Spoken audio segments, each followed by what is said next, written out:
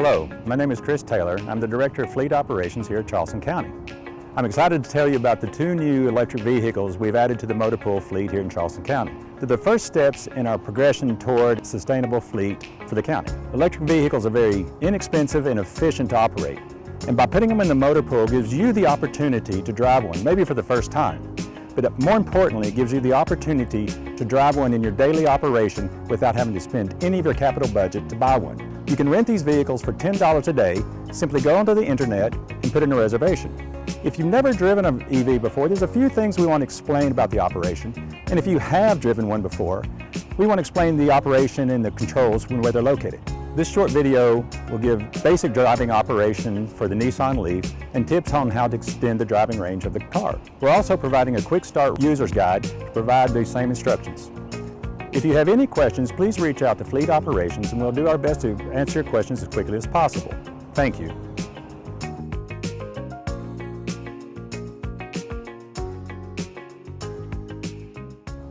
Hi, I'm Ariel Gerstein. I'm the Sustainability Manager for Charleston County, and today I'm going to show you the basic features of this Nissan Leaf. So this is the car's key fob, and you're probably used to this type of key fob. It unlocks, locks the car. This button, you can open the charging port, which we'll talk about more later. But the main thing is that you just want to keep the key on you, and it is hands-free, so you don't have to use these buttons. You can just go to the car, press the button on the door, and it opens. And if you want to lock it without the key fob, you can also just hit the button and it locks. Okay, now we're going to show you how to start the car. So you put your foot on the brake, hold it, turn the power button on. It's going to take a few seconds to power everything on, but you want to see the dashboard screen light up and the screen to the right where the controls are and the settings to light up, and then your car is on. All right, so now we're going to go over the different gear modes on the car. The first one we're going to go over is D/B. So to move into D/B, which stands for drive/brake, we hold this knob, we move it down like so. We're in D/B, we can see this light is lit up, and you can see D on the dashboard. So the D mode provides the most maximum or responsive driving performance. It's recommended on long stretches of roads and highways where you want to coast. The second mode we're going to go into, and you go to the left, again on your gear shift, to B to brake. We recommend using this mode. This mode, when active, will strengthen the Leaf's regenerative braking ability, so it can provide more electricity to charge the Nissan Leaf lithium-ion battery. This is recommended for city driving in start-stop traffic and with hills. Regenerative braking means that we can actually end with more range than we started. So for example, this car currently has 108 miles of range left. So if we are in the B mode and we're using regenerative braking, we could potentially end up with more than 108 miles of range when we're finished with our trip. So those are the two modes that we can use, but again, B is recommended. Now I'm going to talk about Eco mode. So Eco can be used with B. You just press the Eco button, it shows up on the dashboard, and we want to use this if we want to save electrical energy. Basically, this means that the power output of the electric motor is limited to save energy, and the ability of the regenerative brake is increased to extend mileage. The last mode that we're going to show is the E-pedal. So the E-pedal is a feature with the Nissan Leaf, and we simply click the switch, the E-pedal is on, and the E-pedal allows the driver to start, accelerate, decelerate, and stop using only the accelerator pedal. So that means I never have to move my foot from the accelerator to the brake. If I want to stop, I simply remove my foot from the accelerator pedal and the car will stop. The E-pedal allows you to use regenerative braking, which means that the car gains electrical charge through braking. When the E-pedal is turned on, you can take your foot off the accelerator pedal to brake. you lift off the pedal much sooner than you normally would, so you can coast and then slow down. So it's important to know that unlike when you can stop really fast in a gas-powered vehicle, if you're using regenerative braking with the e-pedal, you need to give yourself some time to stop.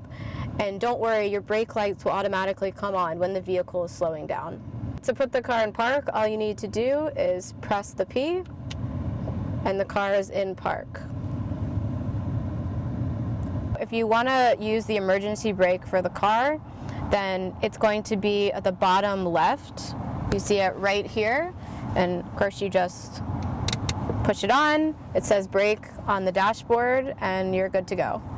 So now I'm going to show some key features on the dashboard. This is the first screen you're going to see. Of course, there's the time, there's the temperature. The bottom right shows the number of miles total on the car, and then the mileage in the circle tells you approximately how many miles you have left before you need to charge. So this is an estimation. It's based on past driving, so it's not exact, so you always want to keep that in mind. And then this bottom left percentage with kind of the battery looking shape, it shows you the percent the car is charged. If the car is below 70% when you return it from your rental, then you always want to plug it in. If you're ready to charge the car and you're interested in seeing the estimated number of hours it's going to take to charge, then on the dashboard you want to hit the down arrow on the steering wheel, and the dashboard will change. There'll be a charge time, and you can see for us right now there's about 3 hours left, and so you'll kind of know about how long it's going to take you to charge. Now we're going to go over how to charge the electric vehicle. So the first thing you want to do is turn the car totally off, and then to open the charger port you press this button. Open the top, and then we're going to use level 2. All of these are level 2 chargers, so we're going to use the orange top charger. There is a DC fast charger option, but the chargers at the county are level 2, so just remember, use the smaller one with the orange top. So you pop it open, and then we are ready to charge. Because these are dual port chargers, depending on where you're parked, you want to use the correct position. So because our car is all the way to the right, we're going to use the one farthest to the right. And we want to make sure to do this in case anyone else comes to charge, that we're not in their way. So the charging is really easy. We just use this card on the keychain. All fleet cars that are electric vehicles charge for free, so there's no payment associated with this, but you simply tap the card. A screen will appear that says authorizing, so we're going to wait, and now the screen says plug in, so we're ready to charge. You want to press down to remove the charger, and then you plug it in the car, and it shows that it's charging.